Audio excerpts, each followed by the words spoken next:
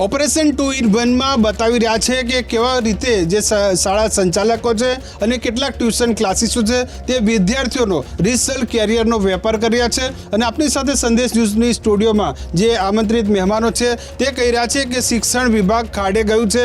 શિક્ષણ વિભાગ જે કથળી ગયેલી સ્થિતિ છે તેના માટે ખુદ શિક્ષણ વિભાગના અધિકારીઓ અને રાજ્ય સરકાર જવાબદાર છે. જોકે છેલ્લા 5 વર્ષમાં જે સ્થિતિ સુધરવાની વાત છે તે દિન બદિન કથળી રહી છે. આપણી સાથે ફરીથી ભાવિક સોલંકી છે. તમે જે સવાર ઉઠતાની સાથે જે શહેરના અલગ અલગ વિસ્તારોમાં ફરતા હશો, મોટા મોટા જે ટ્યુશન ક્લાસના જે બોર્ડ જોતા હશો, કેવી પ્રતીતિ થઈ રહી છે આપને? પહેલાં તો સંદેશ ન્યૂઝ ટીમને હું અભિનંદન પાઠવું, જે આવી બોગસ સ્કૂલો અને આવા સંચાલકોનું સ્ટિંગ ઓપરેશન કરે છે, ખૂબ ખૂબ અભિનંદનને દાયક છે. વાત કરીએ અમદાવાદ ને ગુજરાતના વિદ્યાર્થીઓ ટ્યુશન ક્લાસીસ જવાની વાત, 100% ટ્યુશન ક્લાસીસ તરફ દોરાશે. છેલ્લા 20 વર્ષમાં એક પણ શિક્ષકોની ભરતી થઈ નથી. શિક્ષકો ના હોવાના કારણે વિદ્યાર્થીઓ ટ્યુશન ક્લાસીસ તરફ ફેરાય છે. ગુજરાત સરકાર દ્વારા જે ખાનગીકરણ અમલ કરવામાં આવ્યો છે, ગ્રાન્ટેડ શાળાને બંધ કરવી, સરકારી શાળાને બંધ કરવી અને એ શાળાની જગ્યાએ જે બિલ્ડરો હોય અને જે બિલ્ડરોને એમના માનીતા દલાલો, કોન્ટ્રાક્ટરો એ આખી સિસ્ટમ ઊભી કરી છે. એ લોકોને આખી સ્કૂલ આપી દેવાની અને જે સ્કૂલની પરમિશન હોય તે શહેરમાં હોય, સ્કૂલની પરમિશન લેવી તો શહેરથી લઈને સચિવાલય સુધી એક આખી લાંબી વ્યવસ્થા તંત્ર ગોઠવાયેલી છે કે આ લોકોને કઈ રીતે પરમિશન મળીને આ લોકોને હપ્તા કઈ રીતે સેટ થાય. અને ગામડામાં પણ આ જ પરિસ્થિતિ છે કે ગામડાથી લઈને ગાંધીનગર સુધી એક આખું વ્યવસ્થા તંત્ર ગોઠવાય છે કે આ બધાને જમીન કઈ રીતે ફાળવી, સ્કૂલ કઈ રીતે આપવી, એના આખું વ્યવસ્થા તંત્ર હપ્તાની સિસ્ટમથી શહેરથી લઈને સચિવાલય સુધી આખું ગોઠવવામાં આવ્યું છે. સંદેશની ટીમને હું ખૂબ ખૂબ અભિનંદન પાઠવું છું. ખૂબ જ મહત્વની વાત કરી કે શાળા માટેની જે જમીન જે ત્યાંથી શરૂઆત થઈને જે શાળામાં અભ્યાસ કરતા વિદ્યાર્થીઓ અને તેમનું જે આખું કેરિયર સુધીની તમામ બાબતોમાં એક મોટું સેટિંગ જોવા મળ્યું છે. સરકાર તમાસો પોતાની આંખે જોઈ રહ્યું છે, બધું જે કામ તેમને કરવું જોઈએ તે કરી રહ્યું નથી. તેનો ભોગ સીધો તેજસ્વી વિદ્યાર્થીઓ બની રહ્યા છે. આપણી સાથે જે સમિત જે વિદ્યાર્થી, શું કઈ નજરેથી જોશો આ ઓપરેશનને? જે સંચાલકો છે, ટ્યુશન સંચાલકો સીધા વિદ્યાર્થીઓને એડમિશન આપે છે, લાખો રૂપિયાની ફી નક્કી કરેલી તેમને ત્યાં આપવાની હોય છે, શાળાએ ગયા વગર તેમણે ત્યાંથી પ્રવેશ પ્રક્રિયા આગળ વધારવાની હોય છે. ઘણી બધી સ્કૂલો ગુજરાતની અંદર છે. સાથે જેવી સિટી વિસ્તારની વાત કરવામાં આવે તો ઘણી બધી એવી સંસ્થા બી છે કે તેજ TN વિદ્યાલય છે, તેજ ફાઉન્ડેશન છે, દિવાન બલુચ સ્કૂલ છે. ઘણા બધા અહીંયાના પ્રોફેસરોથી માંડીને એના ટ્રસ્ટીઓ બધા લોકો ડોનેશન લે છે અને ત્યાંના વિદ્યાર્થીઓને બી તે લોકો ટ્યુશન ક્લાસીસ કરાવતા હોય છે. તે વિદ્યાર્થીઓને પાસ એમાં ઇન્ટરનલ માર્ક જેવા હોય તેવા મૂકી દેવામાં આવતા હોય છે. ઘણી બધી વસ્તુ હોય છે. તે વિદ્યાર્થીઓને જે ગરીબ ઘરના વિદ્યાર્થીઓ જે ભણતા હોય છે તે વિદ્યાર્થીઓ ટ્યુશન નથી કરી શકતા. તમે જોયું છે કે આજના જે બોર્ડનું જે હમણાં રિઝલ્ટ બહાર પડ્યું, ત્યાં શાક માર્કેટ જે છોકરો જે એના પેરેન્ટ જે શાક માર્કેટ વેચે છે તેનો છોકરો જો ટોપર બની શકતો હોય અને બિલ્ડરોના અને પ્રોફેસરોનો મિલી ભગતથી ઘણા બધા વિદ્યાર્થીઓનો પાસે ફી ડોનેશન લઈને અને ભણાવીને પોતે પેપર આપીને પાસ કરવા માટે કરતા હોય છે. તમને કહીશ કે સૌથી મહત્વની વાત કે જે ટ્યુશન ક્લાસીસમાં કેવા પ્રકારે સફળતા હાંસિલ કરી શકાય અને પોતાના ઘરે મહેનત કરીને કયા પ્રકારે સફળતા હાંસિલ કરી શકાય?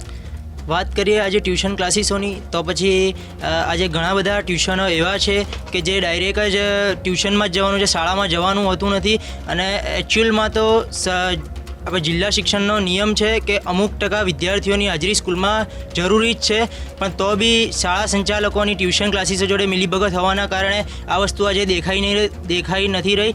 જ્યારે આજે એક વિદ્યાર્થી તરીકે હું કહું તો પછી એક વિદ્યાર્થીની પોતાની એક સ્ટ્રેન્થ હોય છે, તો એ સ્ટ્રેન્થમાં જે વિદ્યાર્થી કામ કરી શકે છે. પેલો જ્યારે ખાનગી ટ્યુશનમાં જતો વિદ્યાર્થી ડાયરેક્ટ ટ્યુશનમાં જવાનું હોવાના કારણે 5-6 કલાક ટ્યુશનમાં ભણી લે છે અને 5-6 કલાક પોતાની રીતે બી કામ કરી શકે છે.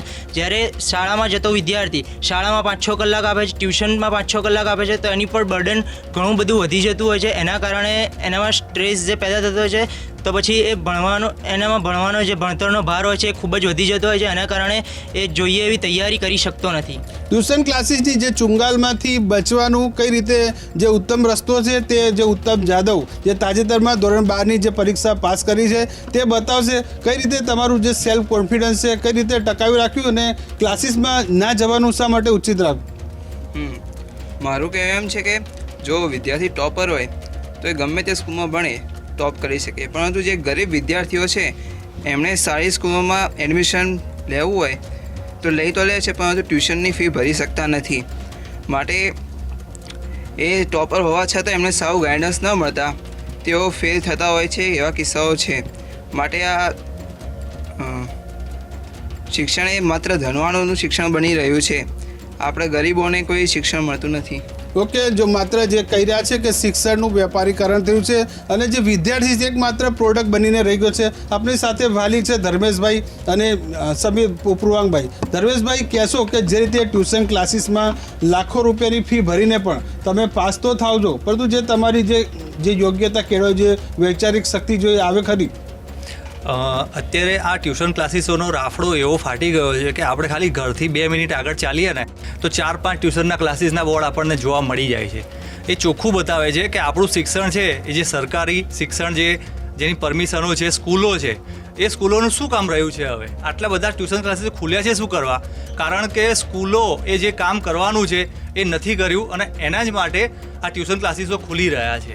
અને આ ટ્યુશન ક્લાસીસોથી ના કારણે વાલીઓને ડબલ બોજ પડે છે. એક તો સ્કૂલમાં પણ ફી આપવાની, સાથે સાથે ટ્યુશનોમાં પણ આપવાની. એટલે આ ટ્યુશન ક્લાસીસો ઉપર સંપૂર્ણ નિયંત્રણ હોવું જોઈએ કે જેથી કરીને સ્કૂલોની ગુણવત્તા સુધરે. આપણે જોઈશું કે ટ્યુશન ક્લાસીસોના સર હોય છે એ અમુક ફેમસ હોય છે, આ સર ફેમસ, પેલા સર. તો એવા ફેમસ સર આપણા સ્કૂલમાં કેમ નથી હોતા? તમે મોટાભાગની એડમાં જોશો તો સાહેબનું નામ જ મેઇન હશે કે ફલાણા સર ફેમસ છે આ વિષયમાં. તો આપણે સ્કૂલમાં એ બધા સાહેબો ફેમસ કેમ નથી થઈ શકતા જે પ્રાઇવેટ ક્લાસીસોમાં થાય છે? તો આ જે ટ્યુશન ક્લાસીસ પ્રથા છે એ જ બતાવે છે કે આપણું શિક્ષણ એ ખરેખર જ ખાડે ગયું છે. એના માટે જ તો આપણે એમને ત્યાં મૂકવા પડે છે. ખરેખર જે શિક્ષણ વિભાગની સૌથી મોટી નબળાઈ છે તે એમણે જાહેર કરી છે કે જે રીતે ફલાણા સર નામથી જે ટ્યુશન ક્લાસો ચાલતા હોય અને વિદ્યાર્થીઓ એ ફલાણા સરના નામથી એડમિશન લેતા હોય. જો કે અહીંયા સંદેશ વિરોધ કરી નથી રહ્યું કે જે ટ્યુશન ક્લાસીસો ના હોય છે, પણ જે ટ્યુશન ક્લાસીસો કે જે સીધા શાળાએ ગયા વગર પાસ કરવાની ગેરંટી આપે છે, લાખો રૂપિયાની ફી લઈને ત્યાં ટ્યુશન ક્લાસમાં બેઠા જ એક સર્ટિફિકેટની જે ગેરંટી આપે છે તેની આ બધીને ખુલ્લી પાડી છે. શું કહેશો અમિતભાઈ, જે રીતે ટ્યુશન ક્લાસીસ જે વધી રહ્યા છે, જો કે ટ્યુશન ક્લાસીસ વધી રહ્યા છે તેમાં સંદેશનો વિરોધ નથી, પરંતુ ટ્યુશન ક્લાસીસો કે જે વિદ્યાર્થીઓને શાળાએ જવા માટે રોકી રહ્યા છે તેનો વિરોધ છે અને તેનું આ દૂષણનો પર્દાફાશ કર્યો છે. સાહેબ, તમે જે સવાલ કર્યો છે એની પ્રતિભાવમાં હું એ જ કહીશ કે અત્યારના વાલીઓએ પોતે જાગૃત થઈને એને જે શિક્ષણ સ્કૂલની અંદર જે શિક્ષણ આપી રહ્યા છે એને સંચાલકો જે પ્રાઇવેટીકરણ થઈ રહ્યું છે એ તો મને નથી લાગતું કે એની ઉપર આપણે પાબંદી લાવી શકીએ. કારણ કે સરકારની કોઈ નીતિ નથી એવી કે સરકારની કોઈ ઈચ્છા નથી કે પ્રાઇવેટીકરણને એ લોકો રોકવા માંગતા હોય. પણ હવે વાલીઓ જ જાગૃત થવું પડશે, એને સ્કૂલ ઉપર એવા દબાણ લાવવા પડશે કે જેથી કરીને સ્કૂલના સંચાલકો અને એ લોકો પોતે સ્કૂલમાં વ્યવસ્થિત બાળકોને શિક્ષણ આપે. એના માટે વાલીઓએ હવે રોડ ઉપર આવવું પડશે અને વાલીઓ જ જાગૃત થઈને એને સ્કૂલ ઉપર પ્રેશરાઇઝ કરવું પડશે. જે રીતે ઓપરેશન 2 in 1માં જે રીતે કેટલીક શાળા સંચાલકો અને ટ્યુશન ક્લાસીસના જે નામો ખુલવા પામે છે, અમદાવાદ શહેરમાં મોટાભાગના વિસ્તારોમાં શાળાઓ આવેલી છે અને ટ્યુશન ક્લાસીસ. માત્ર આ જે સિનારીઓ છે અમદાવાદનો નથી, ગુજરાતના મોટાભાગના શહેરોમાં આ જ પ્રકારની સ્થિતિ છે. જે રીતે પરેશભાઈ, સૌથી મહત્વની વાત એ કે આ તમામ પ્રકારના દૂષણો લોકો જાણી રહ્યા છે, વાલીઓ જાણે છે, સરકાર જાણે છે, પણ પગલાં કેમ નથી લેતા? એનું કારણ તો બહુ આમાં બધાને ખબર છે, ઓપન સિક્રેટ હું એને કહી શકું. કારણ કે કેમ પગલાં નથી લેવાતા એનું પણ ઘણા બધા કારણો છે. દરેક લેવલે ભાગીદારીઓ હોય છે, ઘણી બધી વાર ઘણા બધા કારણો હોય છે કે અહીંયા ડિસ્કશન આપણે કરી શકાય નથી, બધા જાણે જ છે એના કારણો. મારે ખાસ કહેવાનું કે આપણા ગુજરાતના મુખ્યમંત્રી શ્રીમતી આનંદીબેન પટેલ પોતે પણ એક શિક્ષક રહી ચૂકેલા છે, ખૂબ સારા શિક્ષક રહી ચૂકેલા છે અને શિક્ષણમાં એમનો ઘણો બધો ઇન્ટરેસ્ટ આજે પણ જળવાઈ રહેલો છે એવું જોવા મળે છે. પરંતુ ખબર નથી કે આ ડમી સ્કૂલની એમને ખ્યાલ છે કે નથી, ખ્યાલ તો હોવો જ જોઈએ. અને ડમી સ્કૂલનું જો આ દૂષણ ચાલુ રહેશે તો આવનારા દિવસોમાં જે સ્ટુડન્ટો છે એનું એક જ ટાર્ગેટ રહેશે કે ભાઈ અમારે નોલેજ નથી જોતું, ખાલી અમારે માર્ક્સ જોઈએ છે. અને માર્ક્સ મેકિંગ મશીન બની જવાના છે. અત્યારે લોકો ગોખવામાંથી ઊંચા નથી આવતા. અમારા જમાનામાં જ્યારે શિક્ષણ હતું ત્યારે અમે બી સરકારી સ્કૂલમાં ભણીને, સરકારી મેડિકલ કોલેજમાં ભણીને MBBS અને MS સુધી કહેવાય કે એકદમ ઓછી ફીમાં ભણી ચૂકેલા છીએ. પરંતુ અત્યારે જે લાખો રૂપિયાની ફી છે કદાચ ઘણા લોકો એફોર્ડ નથી પણ કરી શકતા અને જે બાળકોના વાલીઓ જે ટ્યુશન ક્લાસીસની કે જે આ બધા ક્લાસીસ હમણાં જે નીટના ચાલુ થયા છે ફી એફોર્ડ નથી કરી શકતા, એ લોકોના બાળકના મનમાં એટલું બધું ફ્રસ્ટ્રેશન આવી જાય છે કે અમારા પેરેન્ટ્સ પાસે પૈસા નથી અને અમે આ સારી સારી ક્લાસીસમાં ભણી નથી શકતા. એ લોકોને સ્કૂલમાં ભણતર મળતું નથી, ક્લાસીસમાં ફી નથી ભરી શકતા, એટલે અલ્ટિમેટલી ફ્રસ્ટ્રેશન થાય છે અને આવનારી પેઢીમાં જે ફ્રસ્ટ્રેશન જે ઊભું થાય છે એ ખૂબ હાનિકારક બની રહેશે અને એ લોકોને શું સમાજ અને સરકાર પ્રત્યે એકદમ વિરોધ અને એ ટાઈપની ફ્રસ્ટ્રેશનની ભાવના પેદા થતી હોય છે. તો ફાઇનાન્શિયલી બી એક ફેક્ટર આમાં જોવા મળે છે. સાથે સાથે ઘણા બધા બીજા ફેક્ટર બી છે કે એમના વાલીઓને પણ એવું થાય છે કે અમારા બાળકને સારા ક્લાસીસમાં મૂકવા છે, પરંતુ નોકરિયાત વર્ગ હોય કે જે 10, 15, 20 હજાર કમાતો હોય અને જે આ ક્લાસીસની ફી છે તમારે 1.5 લાખ, 2 લાખ, 2.5 લાખ ને 3 લાખ રૂપિયા વર્ષની ફી હોય છે, તો નથી ભરી શકતા. એટલે સાંધે તો તેર તૂટે એવું તકલીફ છે અને ઘણી બધી મોટી મુશ્કેલીઓ ઊભી થતી હોય છે. તો હવે તો એવું કહેવાય કે જો ટ્યુશન ક્લાસીસ અને ડમી સ્કૂલનો જમાનો જો આવી ગયો હોય અને આવવાનો હોય તો પછી આ સરકારી સ્કૂલની જરૂર શું છે? સરકારી સ્કૂલને તાળા જ મારી દો ને. ઓકે, બહુ સરસ વાત કીધી કે જો આ પ્રકારના જો ટ્યુશન સંચાલકો જ આ પ્રકારનું આખું જો નેટવર્ક ચલાવતા હોય તો શાળાએ જવાની જરૂર નથી. એક અનેક પ્રકારની જે 7થી વધુ જે ટ્યુશન ક્લાસીસ છે, 7થી વધુ શાળાઓ છે, સ્ટિંગ ઓપરેશનમાં પોતે કબૂલાત પણ કરે છે કે અમારા જે ઉપર સુધી છેડા પહોંચેલા છે અને તમામ નેટવર્ક ગોઠવાયેલું છે. એનો કારણો જે આ વિદ્યાર્થીઓનો ફાયદો પોતે શાળા સંચાલકો અને ટ્યુશન ક્લાસીસો લઈ રહ્યા છે. શું કહેશો નરેશભાઈ, આ સ્થિતિ છે તેનો ઉપાય શું ખરેખર રોકવા માટેનો? આનો તો એક જ વસ્તુ છે કે ભાઈ દરેક શાળાઓને ડીઓની વર્ષમાં એક વખત એની ઇન્સ્પેક્શનની જે જવાબદારી હોય છે એમાં ક્યાંક ને ક્યાંક ડીઓના અંડર ટેબલના લીધે ઇન્સ્પેક્શન નહીં થવાના કારણે શાળાઓને છૂટો દોર મળેલો છે અને ક્યાંક ને ક્યાંક એ શાળાઓના પ્રિન્સિપાલને આ ખાનગી જે સંસ્થાઓ છે એ ગમે તે પ્રોબ્લેમની લોભામણી લાલચો આપી, મોટા મોટા ઇનામો આપી, બહારની ટૂરો કરાવી, ફોરેનની ટૂરો ઘણી આપે છે. અમદાવાદની ઘણી સંસ્થાઓ મને ખબર છે, A1 છે, LN છે, તે પેલા બાળકને 1 ગ્રામ 2 ગ્રામ સોનાનો સિક્કો આપે અને બાળકના માઉથલી એક બાળકની બીજી બાળક થ્રુ એમનું માઉથલી એ લોકો પોતાનું પ્રલોભન કરી અને માર્કેટિંગ કરતા હોય છે. બાળક પોતાની સ્કૂલમાં આવે કે પોતાના સ્કૂલથી એને ત્યાં આગળ મોકલવામાં આવે ક્લાસીસમાં, તો એને સમજાવવામાં આવે છે કે ભાઈ તું આ ક્લાસીસ કરીશ તો તને આ રીતે માર્ક્સ મળે ને તું આ રીતે ફોરેન જઈશ, જો આ ક્લાસીસ નહીં કરે તો તને આટલાથી વધારે માર્ક્સ નહીં આવે. એટલે એટલું બાળકને રેરિટેટ કરવામાં આવે છે કે એક બાળક જોઈને બીજું બાળક તરત પોતાના વાલીને ઘરે આવીને કહે છે કે મને સ્કૂલ કરતાં મને આ ક્લાસીસમાં મોકલો તો ચોક્કસ હું એનાથી સફળ થઈશ. એટલે ક્યાંક ને ક્યાંક માર્કેટિંગ એટલું બધું જબરજસ્ત આ લોકોનું હોય છે પ્રોફેશનલ કે માર્કેટિંગથી મા બાપો, વાલીઓ, બાળકો અને સ્કૂલમાં માધ્યમથી એટલું બધું એની પર પ્રેશર કરવામાં આવે છે, ઇરિટેટ કરવામાં આવે છે, એને ઇમ્પ્રેસ કરવામાં આવે છે કે બાળકના મગજમાં એક એવું થઈ જાય છે કે હું શાળામાં નહીં સારી ભણી શકું અને હું આ ક્લાસમાં જઈશ તો જ મારું રિઝલ્ટ સારું આવે. ઓકે, માર્કેટિંગનો જમાનો છે જે તે 2 in 1 બજારમાં સામે તે ઇલેક્ટ્રોનિક્સના અલગ અલગ ગેજેટ મળતા હોય છે કે જેમાં 2 in 1ની જે ખાતરી આપવામાં આવે છે, અલગ અલગ સાધનો ન ખરીદવા તે માટે 2 in 1નું જે ગેરંટી આપવામાં, પરંતુ અત્યારે જે રીતે પ્રલોભન આપવામાં આવે છે વિદ્યાર્થીઓને અને વાલીઓને, સુખદેવભાઈ શું કહેશો, આ પ્રલોભનની કેટલી મોટી અસર આ શિક્ષણ વ્યવસ્થા ઉપર થઈ રહી છે? ના, ચોક્કસ આ એક એવો મુદ્દો છે કે જેમાં માતા પિતા છેતરાઈ રહ્યા છે અને વિદ્યાર્થીઓના જીવનની સાથે એક મોટી મજાક થઈ રહી છે. આ સ્થિતિની અંદર આપણે જે ચર્ચા અત્યાર સુધી ચાલી છે તે પ્રમાણે આમાં સરકારની રાજકારણની એક બહુ મોટી અસર છે, એ મિલીભગત છે અને સાથે સાથે વ્યાપારિક તત્વોએ એનો કબજો લઈ લીધો છે. પણ સાથે સાથે જવાબદારી એ પણ છે શિક્ષણ જગત સાથે જોડાયેલા લોકોની કે આની અંદરથી રસ્તો કેવી રીતે નીકળે. હા, ચોક્કસ સરકારની જવાબદારી ઠેરવીશું જ, પણ સાથે સાથે જે આખી શિક્ષણની મૂલ્યાંકન પ્રથા છે અને એના કારણે ઉચ્ચ શિક્ષણમાં પ્રવેશ માટેની જે અત્યારે રીતિનીતિ નક્કી કરવામાં આવી છે ત્યાં અહીંયા સવાલો છે.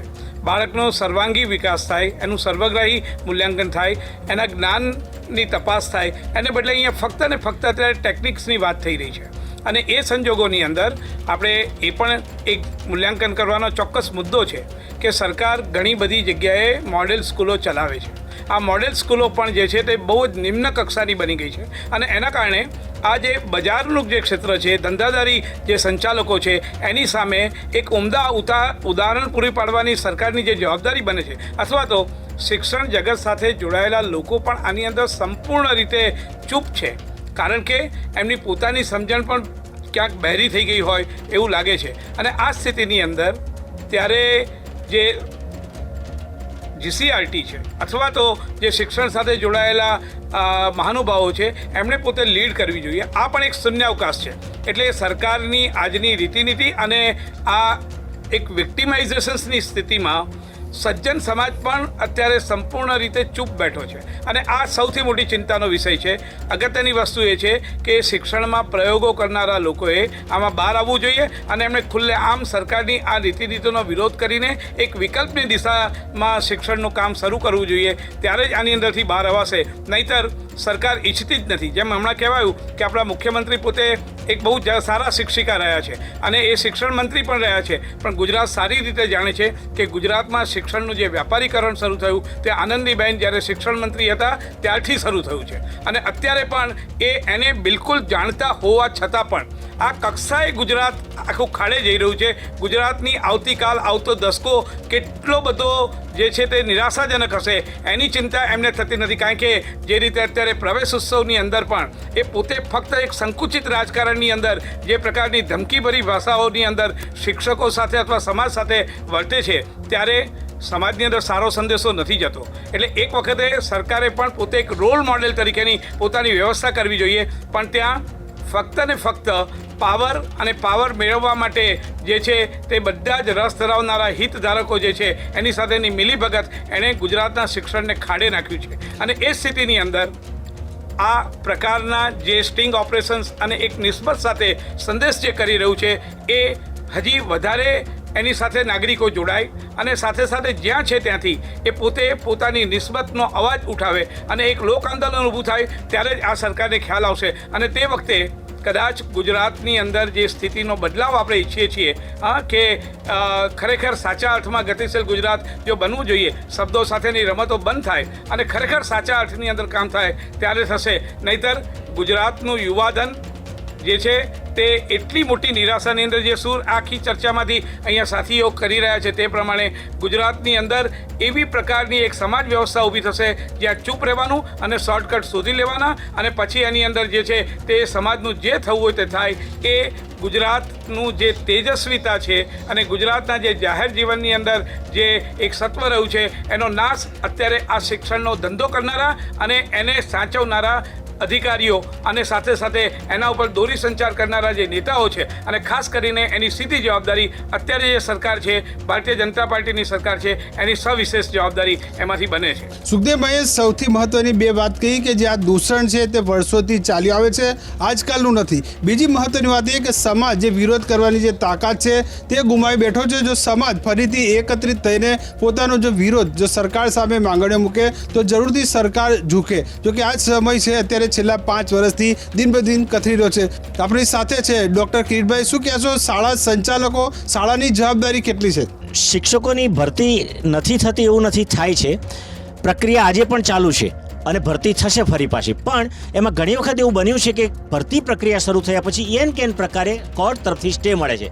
પણ હું તો માનનીય કોર્ટને પણ કહું છું કે આવી બાબતમાં સ્ટે ન આપવો જોઈએ, ઝડપથી પ્રક્રિયા પૂરી થાય જેથી કરી શાળાઓને પૂરતા શિક્ષકો મળી રહે અને શિક્ષણની ગુણવત્તા વધારવાની તક મળે. હા, એક વાત ચોક્કસ છે કે જે આજનું જે સ્ટિંગ ઓપરેશન છે બહુ અભિનંદનીય છે અને ખૂબ જરૂર હતી. શિક્ષણ વિભાગે પણ આ બાબતમાં જાગૃતતા લાવી ત્વરિત પગલાં લેવાની જરૂર છે.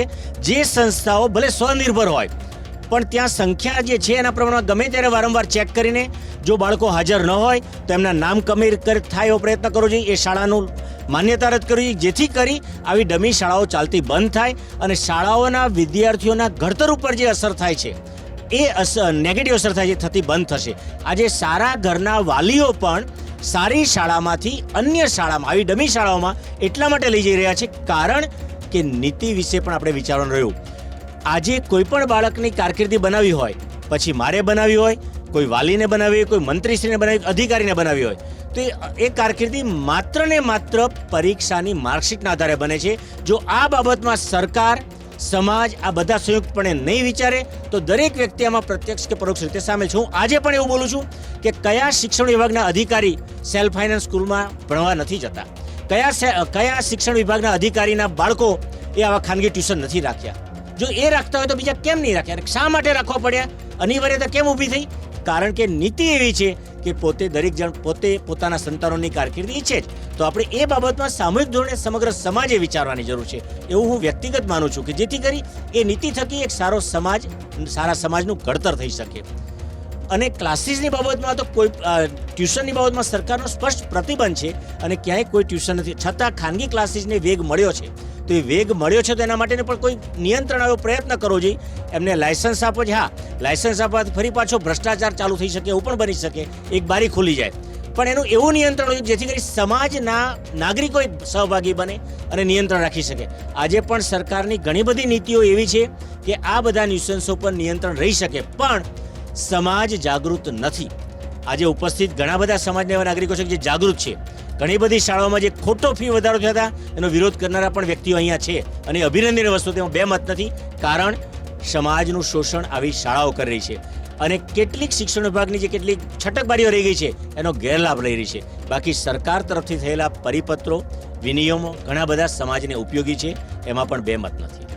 જે રીતે અલગ અલગ જે શિક્ષણવિદો છે, જે વાલીઓ છે, તબીબો છે, જેમને એક જ સૂર હતો કે જે રીતે શિક્ષણ વ્યવસ્થા ખાડે ગઈ છે, પણ એવું નથી કે તમામે તમામ બાજુ નિરાશા એ નિરાશા છે. આનો ઉકેલ લાવવો જરૂરી છે. વાલીઓ જો વિરોધ કરીને પોતાની જે માંગણી, પોતાના બાળકોનું જે હિત સરકાર સામે રજૂ કરે તે પણ જે પણ આંદોલનપૂર્વક, પરંતુ સરકાર પણ પોતાની જવાબદારી જે નિભાવે તે ખૂબ જ જરૂરી છે. જોકે આટલો મોટો જે ભ્રષ્ટાચાર છે, શિક્ષણ વિભાગની આ પ્રકારની સ્થિતિ છે, તો શિક્ષણ મંત્રીને આ તમામ પ્રકારની જે દૂષણ કે બદીઓ કેમ દેખાતી નથી, અથવા તો દેખાય છે તો શા માટે પગલાં લેતા નથી, તે એક સૌથી મોટો સવાલ છે. સંદેશ ન્યૂઝ દ્વારા જે ઓપરેશન આઈ બાદ જે ફરીથી 2-in-1નો જે પર્દાફાશ કરાયો છે, તેમાં કેટલાક શાળા સંચાલકો અને કેટલાક ટ્યુશન સંચાલકોની આ મિલીભગતનો પર્દાફાશ કર્યો છે. જોકે સંદેશ ન્યૂઝે એક સમાજના એક અંગ તરીકે પોતાનું જે પક્ષ રજૂ કર્યો છે, પરંતુ હવે કામ છે સરકારે, શિક્ષણ વિભાગે કરવાનું. હવે જોઈએ કે સ્ટિંગ ઓપરેશન બાદ સરકારની કામગીરી કેવા પ્રકારની રહે છે.